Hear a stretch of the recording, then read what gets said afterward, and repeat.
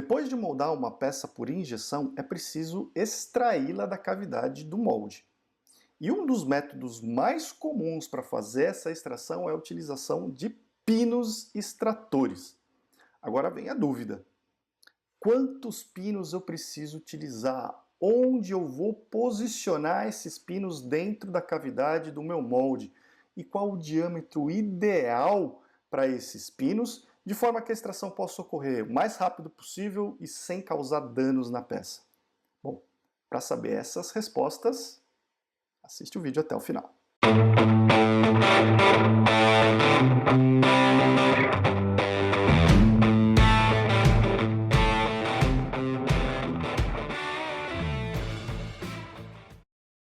Olá, Ricardo Cusiol com mais um conteúdo que te ajuda a ter sucesso nos seus projetos com polímeros, e no vídeo de hoje nós vamos falar a respeito de pinos extratores.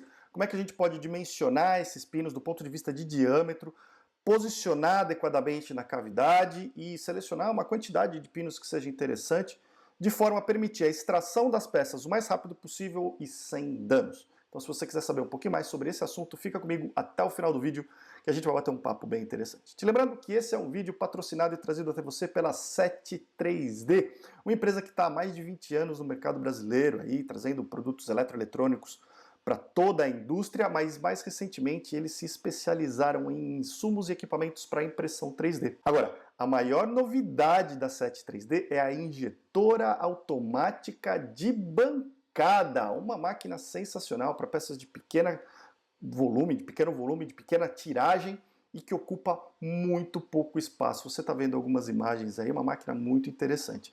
Se você ficou interessado em ter esse equipamento aí na sua fábrica, no seu laboratório, na sua escola, entre em contato com o pessoal da 73D e eles vão te mostrar, te apresentar, fazer uma demonstração dessa máquina e te passar todas as condições.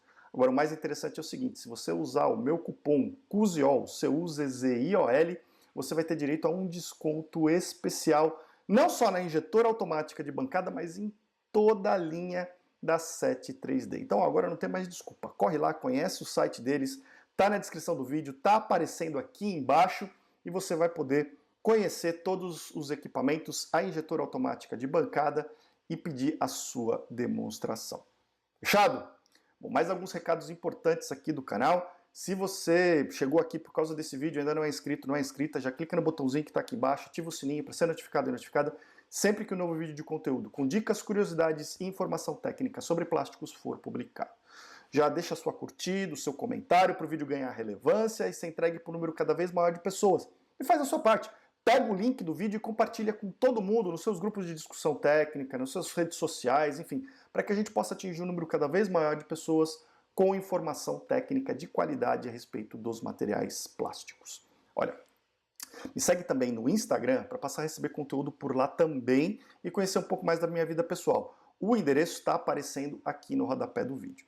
E se você quiser se capacitar para a indústria do plástico, melhorar o seu currículo para poder concorrer às melhores vagas, vem fazer os meus cursos online. Escolhe o tema, está na descrição desse vídeo. Você já pode garantir a sua vaga e começar a estudar agora mesmo. Não perde mais tempo e vai lá, começa a se capacitar para a indústria do plástico. Finalmente, se você tem produtos e serviços para a área de plásticos, quer vê-los anunciados aqui no canal, quer patrocinar o meu canal, patrocinar os vídeos, para que eu possa continuar criando conteúdo como esse, entre em contato comigo, com a minha equipe, os links estão na descrição do vídeo, para que a gente possa bolar um plano de divulgação bem interessante para você. Fechado? Vamos entrar no nosso conteúdo, tem um PDF, você pode baixar esse PDF, o link está na descrição do vídeo e a apresentação na tela. Agora, aí para você, o nosso tema de hoje é extração, principalmente ligado aos pinos extratores. Como é que a gente dimensiona, ponto de vista de diâmetro, como é que a gente posiciona esses pinos extratores na cavidade do molde, tá? Lembrando que é um conteúdo trazido até você pela 73D. Então, ó, quiser conhecer um pouco mais da injetora de bancada, tá aqui, ó. É só escanear esse QR Code ou então usar os links que estão aparecendo aqui na descrição do vídeo e usar o meu código de cupom CUZIOL. Beleza? Bom, extração das peças. Bom, a extração das peças, existem várias técnicas para extrair uma peça de um molde, né? Em geral, quanto mais complexa essa peça, mais recursos você vai precisar utilizar. Porém, o método mais comum, e que muitas vezes é inclusive utilizado em conjunto com outras técnicas, é a utilização de pinos extratores, tá? E aí surge uma dúvida, né? Como é que eu vou posicionar esses pinos? Onde eu vou colocar esses pinos extratores? Qual que é o diâmetro ideal desses pinos extratores? Né? Como é que eu faço para determinar a quantidade de pinos e conjugar todas essas informações? É, é muito comum na indústria a gente ver que essas determinações ocorrem em base na experiência, né? Com base no conhecimento prévio. Embora grandes empresas, grandes ferramentarias já venham usando algumas técnicas como simulações computacionais, cálculos específicos para fazer essa determinação, ainda é muito comum a determinação de diâmetro de pinos, quantidades, posicionamento com base na experiência. Pegar a peça na mão e, eu acho que o pino vai ser melhor aqui, vou colocar um pino de diâmetro tal e vai dar certo. Tá? O problema é que, embora algumas vezes isso funcione, em muitos casos você acaba levando a problemas, como por exemplo, distorção da peça, marcas na superfície da peça, peças agarrando no molde, e muitas vezes o que acontece é que você tem que compensar em outros parâmetros do processo, como tempo de ciclo, às vezes o tempo de ciclo precisa ficar maior, ou às vezes reduzir condições de recalque, pressão, o que podem levar a outros problemas de moldagem para permitir uma extração da peça mais facilitada. O que seria ideal é você ter a extração programada desde a fase de projeto do molde, de forma que ela possa acontecer de forma mais tranquila, mais eficiente possível, sem precisar sacrificar outras fases do processo. E é exatamente sobre isso que a gente vai tentar falar aqui nesse vídeo. Eu vou te mostrar uma abordagem de várias possíveis para determinar diâmetro e posicionamento dos pinos extratores. Tá? Então, existem outras formas de enxergar esse problema, mas eu vou mostrar uma delas para você aqui. Como é que funciona a extração de uma peça? Eu tenho um molde aqui, então, para você entender. Eu tenho o molde vai se abrir, e aí a máquina vai impulsionar a placa extratora, como a gente viu aqui, essa placa vai avançar, empurrando os pinos extratores, que por sua vez empurram as peças para fora da cavidade. Né? Basicamente aqui a gente tem, então, a posição final, as peças já fora das cavidades e os pinos extratores avançados aqui. Tá? Foram avançados pela placa extratora, que por sua vez foi acionada pelo sistema de extração do molde. Tá? Então, o que vai fazer a extração propriamente dita das peças é o pino extrator, que você vê aqui verdinho, avançado na cavidade. Né? E aqui ele está didaticamente mostrando um pino na posição central, mas o ponto é, será que um pino é suficiente? Na maioria dos casos, obviamente, não vai ser suficiente. E mais, será que, ainda que seja suficiente, qual que é o diâmetro ideal para esse pino? Então a gente vai falar sobre isso. Vamos dar uma olhada no pino extrator. Né? Então, quando eu pego o pino extrator, ele tem algumas características que a gente precisa definir. E normalmente você, quando está construindo um molde, construindo um pino extrator em particular, você pode comprar esse pino de prateleira. Você vai lá no fabricante de componentes de molde e já escolhe diretamente o pino extrator que você quer com base em alguns fatores, né? Com base no tamanho, com base no diâmetro, com base na fixação que você vai utilizar. Tá? Agora, para fazer essa escolha, ou se você for construir esse pino, você precisa ter os dados geométricos antes. Tá? Você precisa ter projetado isso daí. Quais são os dados básicos? Bom, primeiro é a altura. Né? Então a altura do pino, né, da base aqui de fixação até o topo do pino, a gente vai ter uma altura. Essa altura vai ser basicamente o curso de abertura do molde, né, o curso de extração do molde, né, aquela distância em que a placa extratora se movimenta, mais a dimensão das placas, porque essa parte do pino aqui ela vai ficar alojada na placa extratora, entre a placa extratora e a placa impulsora do molde, então vai ter uma distânciazinha aqui, e as distâncias da placa suporte, placa matriz, né, porta matriz, porta macho, e da cavidade em si, né, do macho em si do molde. Então essa altura aqui, ela vem em função do próprio projeto do molde.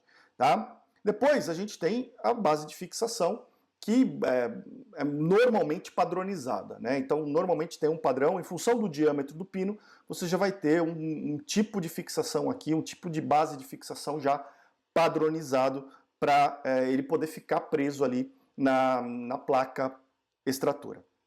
E existe, obviamente, o diâmetro do pino, tá? Esse diâmetro aqui é o que a gente precisa determinar de forma eficiente para que ele funcione da forma que a gente quer, tá? Lembrando que essa face aqui de cima do pino extrator, ela vai fazer parte da cavidade. Normalmente, ela vai deixar uma marca na superfície da peça, em geral, numa superfície não visível, na parte de trás das peças, mas é possível, dependendo das condições de moldagem ali, que inclusive fique alguma coisa aparente do outro lado da peça. Então, essa superfície aqui, ela precisa acompanhar a qualidade superficial, em geral, do molde, da superfície da cavidade onde ela vai ser posicionada. Tá? Isso muitas vezes nos ajuda a determinar, inclusive, o próprio material de construção do pino. Tá? Então, feitas essas considerações aqui, vamos dar uma olhada agora na extração em si. Tá? Bom, esse pino ele vai ter que avançar para extrair a peça da cavidade. Agora, a peça ela está lá presa na cavidade do molde e para a gente poder extrair é necessário aplicar uma determinada força. Qual força a gente vai aplicar? Bom, a força que a gente vai aplicar é aquela suficiente para que a gente possa destacar a peça do molde. Em geral, a peça está aderida na parte macho da cavidade. Tá? Então a gente tem aqui essa parte amarela aqui, né? A gente chama de macho da cavidade. Ela fica normalmente na metade móvel do molde e as peças tendem a ficar contraídas e aderidas nessa região, nessa parte da cavidade. Tá? E para que a gente possa destacar, então, existe uma força que a gente pode determinar. Tá? Essa força é o que a gente chama de força necessária, ou força de extração, né, para empurrar a peça para fora da cavidade, para fora do macho da cavidade. Tá? Ela é gerada pela pressão hidráulica da máquina, né? E aqui um detalhe, eu vou usar a expressão pressão hidráulica, porque a maioria das máquinas ainda hoje é hidráulica. Mas se não for uma máquina hidráulica, for uma máquina elétrica, vai ser gerado uma movimentação do sistema extrator com uma determinada força que já é diretamente a força de extração. A analogia vai valer, tá? Mas então vai gerar uma pressão hidráulica para avanço do sistema extrator da máquina. O sistema extrator avança com uma força, que aqui no caso da máquina elétrica já vai ser a força que ele vai avançar, tá? E essa força vai ser suficiente para empurrar a peça para fora da cavidade. O detalhe é que essa força de avanço a gente consegue controlar na máquina, tá? Você tem os dados da máquina ali, dados de cilindro hidráulico do sistema de extração, e no painel da máquina você consegue dizer qual que é a pressão de extração que você quer colocar. Então você consegue usar forças maiores ou menores. E aqui vem a primeira dica, que é até bônus com relação ao que a gente vai falar. Se você fizer todo o procedimento que a gente está fazendo aqui, você vai saber exatamente qual é a força que você precisa aplicar para extrair a peça da sua cavidade. E aí você consegue, então, otimizar a força necessária de extração para que você evite problemas até de danos nas suas peças na regulagem da máquina. Você consegue fazer esse ajuste, tá? Bom, essa força, então, vai ser transmitida para a peça pelos pinos extratores. E aí vem o detalhe, começa o detalhe. Ela precisa, essa força, ser distribuída pela superfície da peça de forma uniforme, de forma homogênea, para evitar danos e distorções. Então, se você aplicar essa força mais de um lado da peça do que do outro, você pode distorcer essa peça. Se você concentrar essa força em um único ponto, você pode simplesmente furar a peça com o extrator e ela não sair da cavidade. Então, é isso que a gente precisa tomar cuidado. Por isso, a gente precisa determinar com algum método o diâmetro dos pinos, a gente precisa determinar quantos pinos vão ser utilizados e a gente precisa posicionar esses pinos de forma adequada. Tá? São esses pontos que a gente vai tratar ao longo do vídeo. Bom, a força de extração, ou seja, a força necessária para a peça sair da cavidade, pode ser calculada por essa equação aqui. Tá? E de novo, essa aqui é uma metodologia, é uma abordagem para você determinar o diâmetro dos pinos e posicionamento, quantidades, etc. Tá? Essa aqui é a equação que você pode utilizar. Aonde a gente tem o coeficiente de atrito entre o material que a gente usou, que a gente moldou agora, e a cavidade. tá? A gente tem a área de contato entre a peça e a cavidade, a parte macho da cavidade, e a gente tem a pressão de contato, tá? Se a gente multiplicar esses três fatores, a gente vai ter a força de extração, a força necessária para empurrar a peça para fora da cavidade de forma eficiente. E uma vez que a gente tem essa força aqui, então a gente consegue voltar e programar a nossa máquina para aplicar exatamente essa força com uma pequena margem de segurança para não exceder esse valor e não causar problemas na nossa peça, tá certo?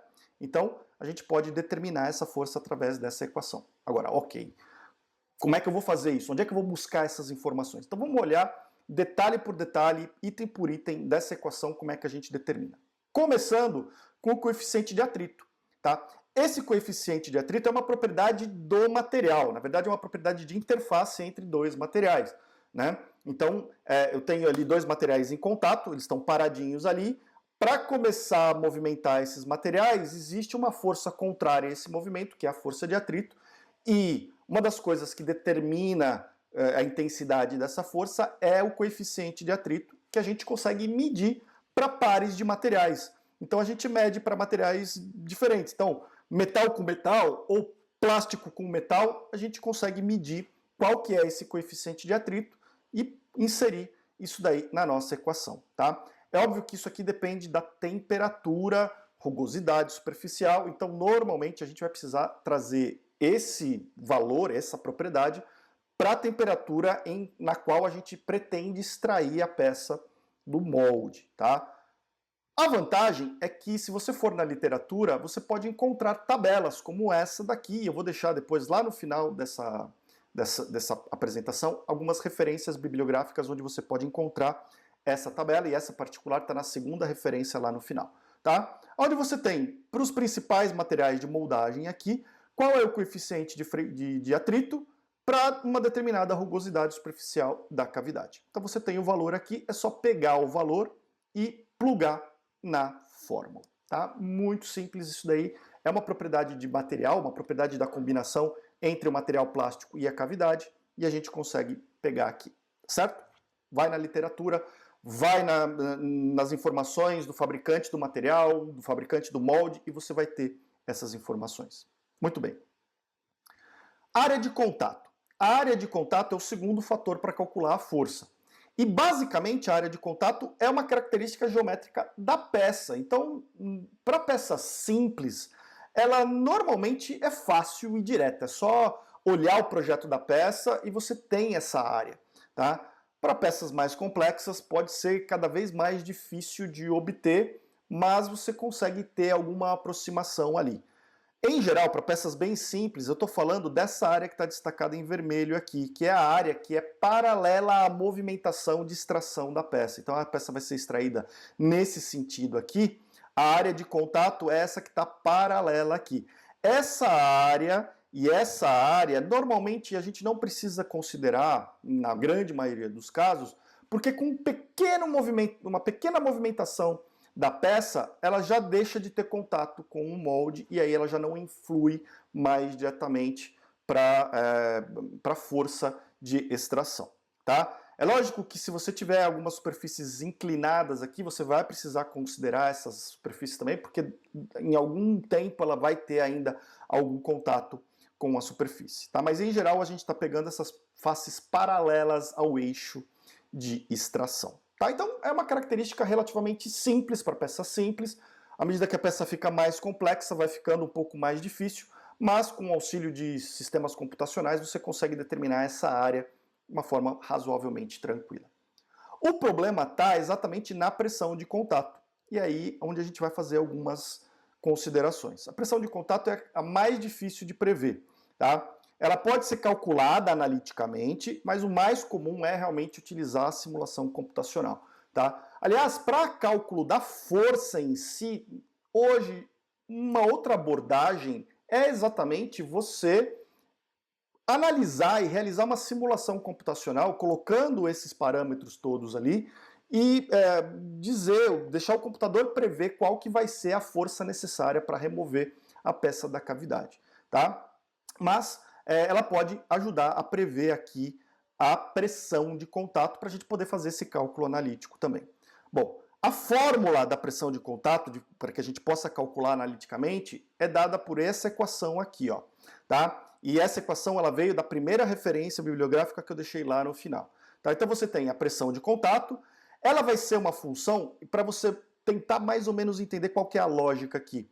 Ela vai ser uma função do módulo de elasticidade do material, então quão rígido é o material plástico que a gente acabou de moldar, mas também da contração desse material. Olha só, o material depois que a gente molda, ele tende a contrair sobre o macho da cavidade. Então ele vai contrair exercendo uma pressão. Agora, a ideia aqui é a seguinte, por isso que a gente tem um módulo aqui. À medida que eu estou contraindo esse material, é como se eu estivesse pegando o material na posição final dele, já contraída, e alongando esse material até o tamanho da cavidade, do macho da cavidade. Então tem uma pressão ali, tem uma tensão envolvida ali. Essa é a lógica para cálculo dessa tensão. Então eu vou multiplicar o módulo de elasticidade pela contração, que é mais ou menos uma medida de alongamento do material ali, eu vou ter uma medida de pressão de contato, de tensão de contato. Mas eu preciso fazer uma correção em função da geometria da peça.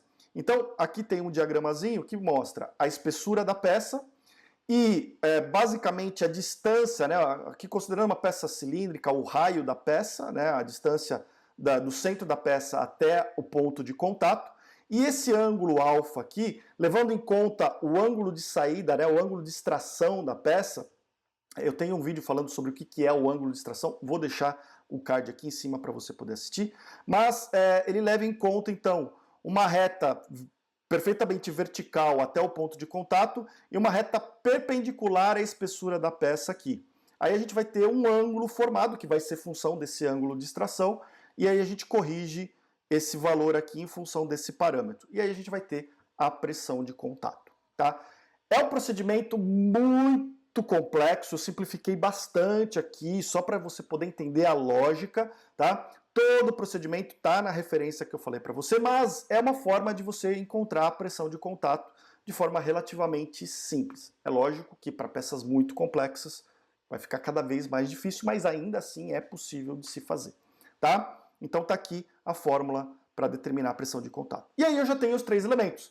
Faço a multiplicação e eu vou ter a força de extração, que eu vou programar na minha máquina, que vai ser aplicada para avanço dos extratores. E agora vem o ponto.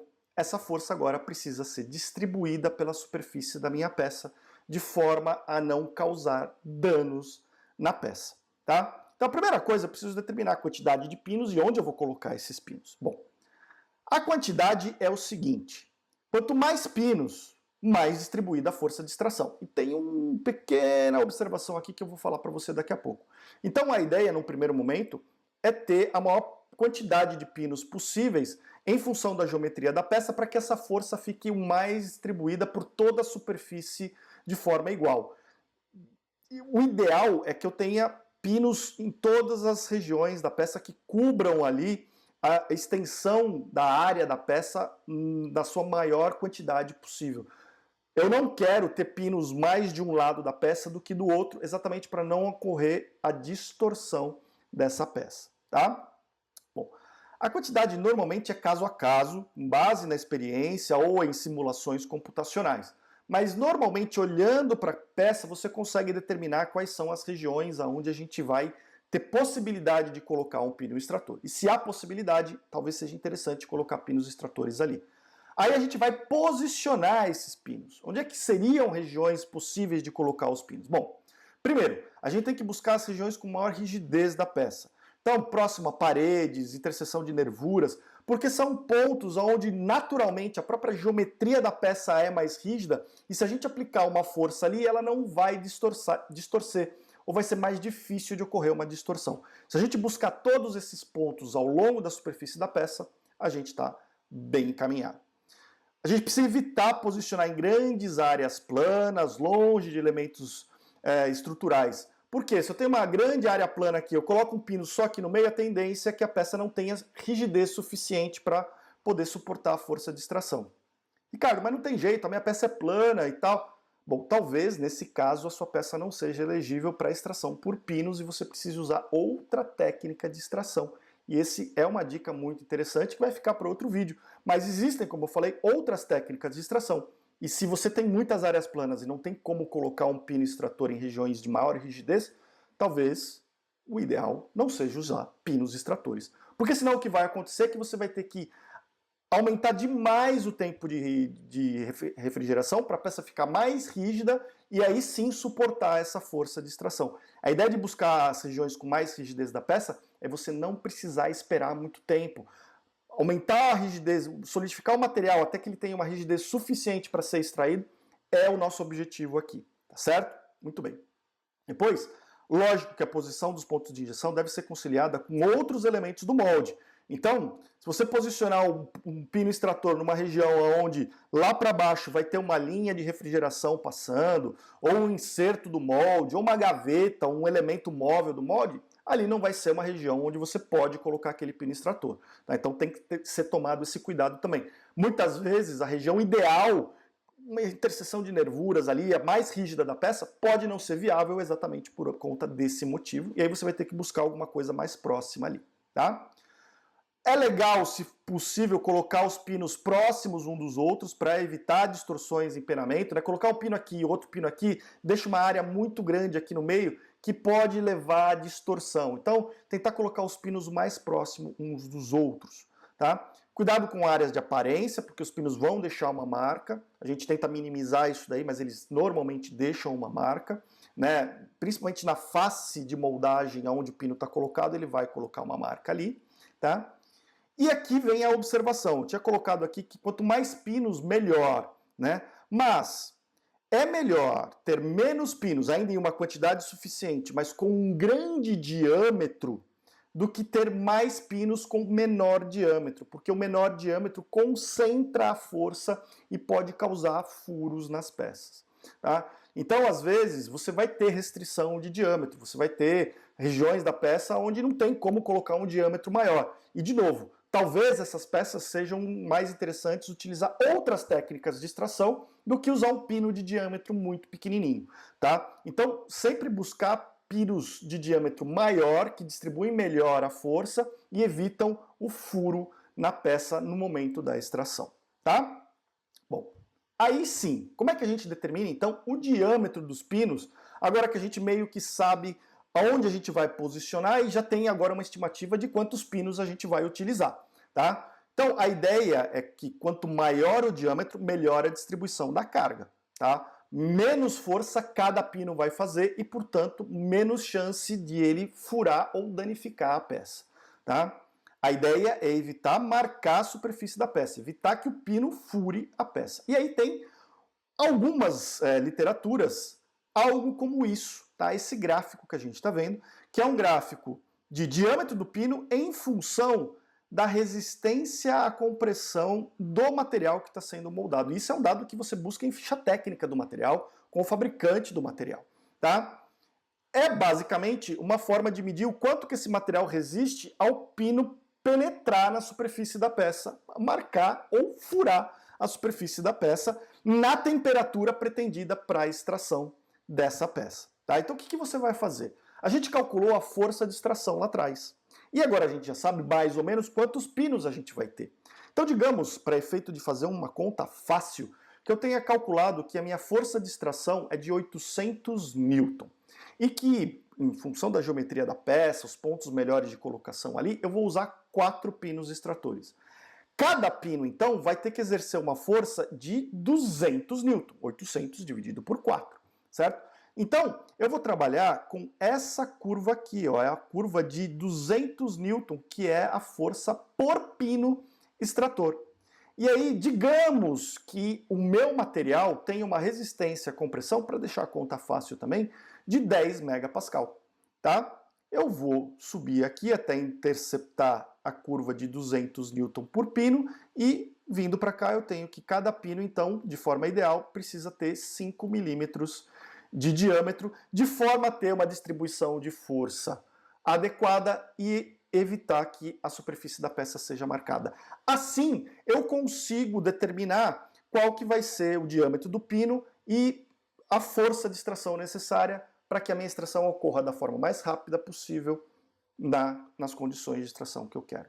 Ah, mas eu quero reduzir ainda mais o meu tempo de ciclo. Bom, eu posso então pegar a força de compressão que o material resiste a uma temperatura mais elevada, porque aí eu preciso resfriar menos o material. Bom, a força vai ser mais baixa, provavelmente então o pino vai ter um diâmetro maior. E aí eu posso extrair a peça mais rapidamente do molde, sem danos, mas isso é planejado na fase de projeto do molde. E com isso você consegue otimizar tudo: o diâmetro do pino, a força de extração e o tempo de ciclo, em consequência, vai ser o mais baixo possível, sem danos às peças. Certo?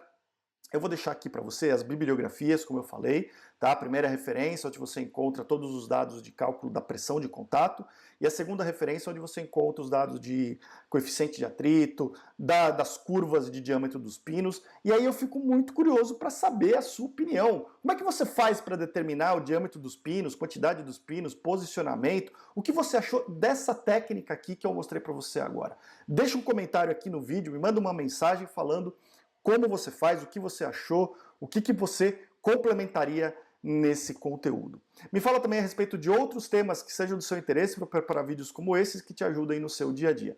E se você quiser mais conteúdo, se aprofundar ainda mais nos seus estudos sobre plásticos, faz como esse pessoal que está aqui do lado e se torne membro aqui do canal para acessar vídeos que não estão disponíveis a todo mundo e inclusive ter desconto nos meus cursos online, a depender do nível em que você se cadastra. É só ver aqui no botãozinho Seja Membro aqui embaixo as condições para se tornar membro do canal. Fechado? Eu fico muito agradecido pela sua audiência, a gente se vê no próximo vídeo, um grande abraço e até lá.